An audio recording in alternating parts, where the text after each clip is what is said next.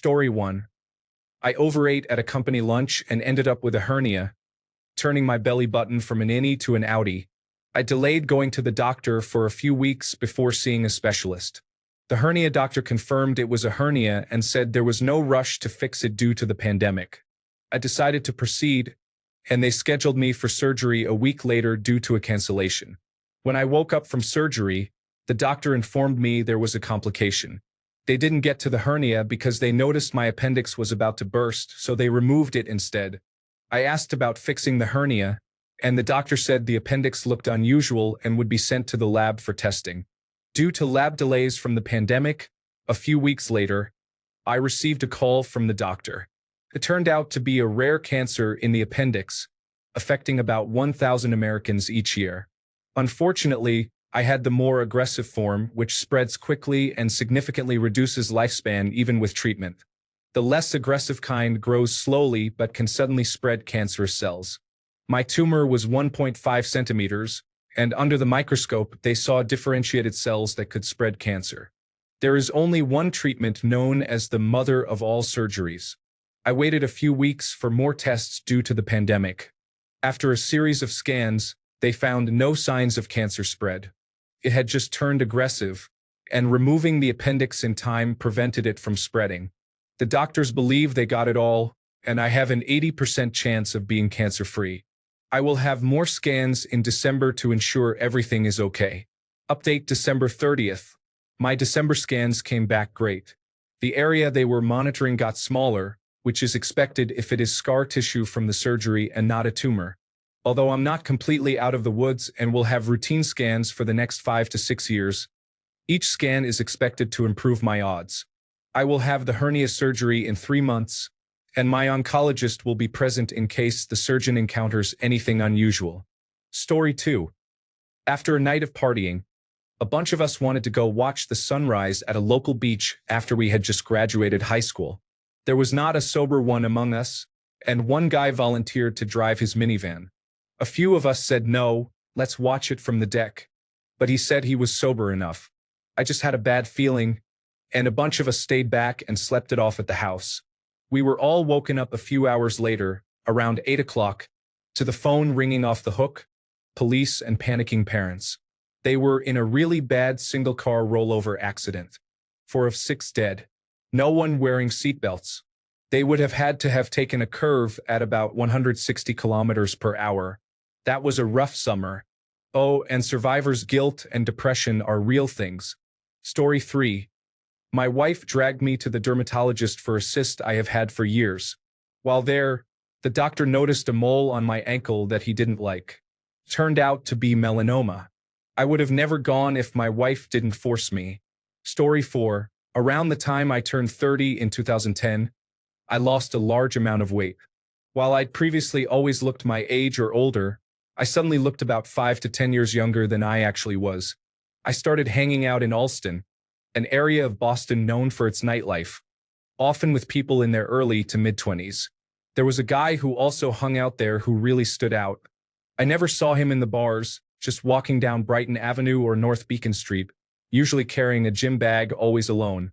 Unlike most understated Bostonians, he dressed in a very Eurotrash sort of way. He had a light olive complexion with smooth skin and dark hair, which he wore slicked back. What I remember most vividly is that every time I saw him, he was wearing reflective aviator sunglasses, so I never got a look at his eyes. I thought of him as Aviator Dude. Enjoying my new confidence, I decided to try to befriend Aviator Dude. The first few times I tried to make eye contact, I got exactly zero response. No acknowledgement whatsoever. I suspected he was unfriendly and not interested, but maybe he just didn't see me. I wasn't done trying yet. Finally, one day in early autumn 2010, Aviator Dude and I stood across the street from each other, waiting for a light to change so we could each cross. I decided that this was my chance. As the light changed to the walk signal, I made direct eye contact with him. I gave him a flirty smile and then I winked at him. I immediately regretted this decision. Aviator Dude stopped dead in his tracks. His jaw dropped a little bit, then his lips hardened into a sneer.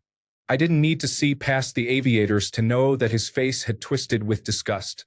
More than a bit taken aback, I kept walking past him. I looked back at him briefly. Aviator Dude was still standing there, in the middle of the intersection of North Beacon and Cambridge Streets, staring at me with a disgusted look on his face. He shook his head, wrung his hands, and walked on, muttering under his breath. Well, okay then. About 5 years later, I saw Aviator Dude again, but not in person. In 2015, I was watching the trial of the Boston Marathon bomber Jakarta Tsarnaev online via Twitter, and the news updated in real time. Some of the evidence presented included photographs of Tamerlan Tsarnaev, the older brother who was killed in a shootout with police. I immediately recognized him. Tamerlan Tsarnaev was Aviator Dude. Not only was he a radicalized murderer responsible for the worst terrorist attack in Massachusetts history, but one of the points brought up repeatedly by the surviving marathon bombing suspect's defense lawyers was that Tamerlan was abusive to those weaker than him, including and especially the women in his life. A domestic violence charge regarding an ex-girlfriend held up his United States citizenship application, and his widow's college friends testified that they heard him getting verbally abusive and throwing furniture at her. It has been speculated that the man may also have been responsible for a triple homicide in suburban Waltham in September of 2011, about a year after the events described above. I'm really glad he rejected me. Story 5. When driving in the Upper Peninsula in Michigan last summer, a truck full of logs flipped and barreled straight into my car. It completely demolished the car, and someone else had to come open the door for me afterward because they were all pinned shut by logs. I walked out of there without a scratch on my body. Story 6. I have some acres of woodland that I take care of with a chainsaw to maintain a desirable mix of tree species and avoid overcrowding. Often, when I cut through the trunk of a tree that's too close to other trees, it just leans against them rather than falling down. Then I have to make a series of angled cuts and let chunks of the trunk slide off more or less vertically onto the ground. Eventually, the trunk becomes vertical enough that I can push it toward a clear space and complete the process of felling the tree. Well, a couple of years ago, I was getting to that point. The tree was basically vertical, a few thousand pounds of wood balanced on its end, reaching 30 feet up. I made another cut, and the rest of the trunk slid down off the 3 feet or so of trunk that I'd separated it from at the base. And then it started to lean. That thing was coming down. Except it wasn't going the direction I'd planned. No big deal, just move out of the way. Except I'd gotten careless and left a bunch of branches down there at my feet. And I was disturbed to find that my legs couldn't move. I was stuck, rooted to that spot, which was very close indeed to the way the tree was moving. It ended up just nicking my head on its way down. Another few inches, and it would have done a lot more than that. I'm always very careful to make sure the ground is cleared of branches when I do this now. Story 7. I was engaged to someone but then came to my senses and broke it off. 9 months later, I found out she got married to someone else. Then, about 1 year after that, she killed her husband. Story 8. I was 24 years old and had a persistent sore on my tongue that was really bothering me. My boyfriend's dad was a dentist, so when I was at his house one night, I asked him to take a look. He recommended that I see an oral surgeon the next day for an examination. The next day, I decided it was feeling better, so I tried to cancel my appointment, but my boyfriend's dad insisted I go. I went, and the oral surgeon diagnosed it as cancer almost immediately. It was aggressive, and by the time of my surgery to remove it, it had already spread to multiple lymph nodes. They ended up removing over half of my tongue, followed by chemotherapy and radiation. Given how aggressive it was, I often think that if I had put off the doctor's visit any longer, I probably wouldn't have survived. I'm coming up on my 10-year anniversary in January. Story 9. I was driving home from visiting my brother in Vermont when a snowstorm started. I didn't have much experience driving in serious snow, and I completely lost control. The car careened off the road, and I was heading for a giant boulder at around 50 or 60 miles per hour. I felt time slow down, and I reflected on my life for a moment and then said goodbye to my body. Suddenly, I was jolted out of it by an abrupt impact, but I could see that the boulder was still 20 or 30 feet away. When I got out of the car, I saw that I had hit a little skinny tree that I could have easily grabbed with one hand. However, it had a giant root system that lifted the car off the ground and stopped me. The car was totaled, but I was completely fine because of that little tree. There is no way I would have survived the other impact. Story 10. Yesterday, I was driving and waiting for the left turn arrow to turn green. I kind of spaced out and then realized the arrow had turned green about a second ago and took my foot off the brake. As soon as I did that, a huge pickup truck ran the red light from my left and didn't even tap the brakes. If I hadn't zoned out, the truck would have hit my door right where I was sitting in my car, and I probably wouldn't be typing this right now. Story 11.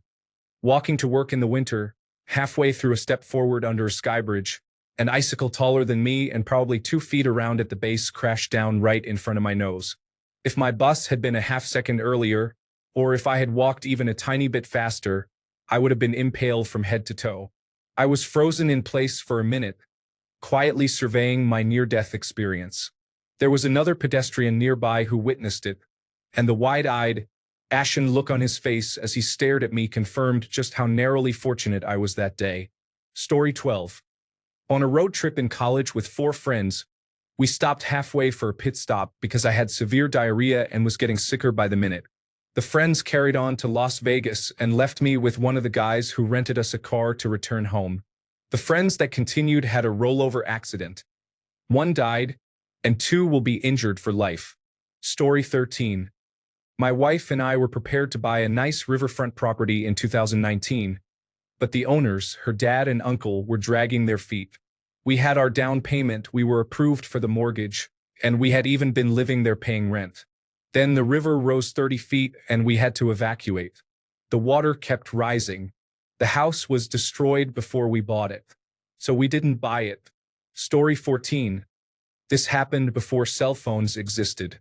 I had a long commute home, and on a rare occasion, my husband drove into the city to meet me. I started for home about 15 minutes before he did. On the stretch of Highway 101 that I needed to be on for about 20 miles, there was a big rig in front of me that seemed to be driving erratically. I got this weird feeling and just moved over to the next lane and accelerated past him. In my rearview mirror, I saw the big rig run over the car in front of him, flip to its side, crushing the cars in the next lane, where I had just been. My husband was behind the accident, and as the police were letting cars file past in single file, he saw one of the crushed cars had a red bumper. He got home a couple of hours after me and said he'd never been so happy to see my red car in the driveway, that he'd been holding his breath as he turned down our street because he really expected me to be under the big rig. Story 15. I was chatting with a woman at the bar. Nothing flirtatious, just casual banter. I told her I needed to head out, and she asked if I could give her a ride. I was headed that way, so it wasn't a big deal. We pulled into her driveway, and I could see a guy at a computer in the living room through the window. I asked who it was, and she replied, "That's my husband. He's a weakling. I'll bring him outside, and you scare him off. Then we can have the house all to ourselves for the night." Every alarm bell in my head was ringing, and all I could think was, how do I get this crazy person out of my truck without a big scene? So I said, "Sounds good." As soon as she was halfway to the door, I put it in gear and sped away. Story 16. I had some chest pains one night and woke up my wife to tell her. She got a little scared that it might be a heart attack, and we agreed that I should go to the emergency room. The nurses were pretty sure it was a false alarm but would run an electrocardiogram as is common practice. In my head, I was hoping that the chest pain would come back not to prove a heart attack, but so that we can find out what the chest pain was. The electrocardiogram was done by one veteran nurse and a new nurse. I was watching over their shoulders. Something was flashing on the screen that made both nurses look at each other with disbelief. They ran it again, and one nurse went out to the station for help. The other stayed with me and very nicely told my wife and daughter to go back out to the waiting room. A few seconds later, 5 or 6 more people came into the room slowly and calmly and began prepping me for something. It turns out that I was having my second heart attack that night in the emergency room. The doctors and nurses found an obstruction in my heart and were prepping me to have it cleared and a stent placed. When I got out of surgery, the doctor who placed the stent told me, "You probably picked the best time and place to have a heart attack, right here in the emergency room." Thank you to everyone for the upvotes and awards. If anything, this has taught me not to take your health for granted and get yourself checked out if you're not feeling well. The funny bullet I dodged during this event was that the doctor told me that when they put in the stent, they can go one of two ways. One entry point is in the wrist and the other point is in your crotch. The male emergency room nurse had to prep the area just in case the wrist wasn't viable. Luckily for me, the wrist entry was successful.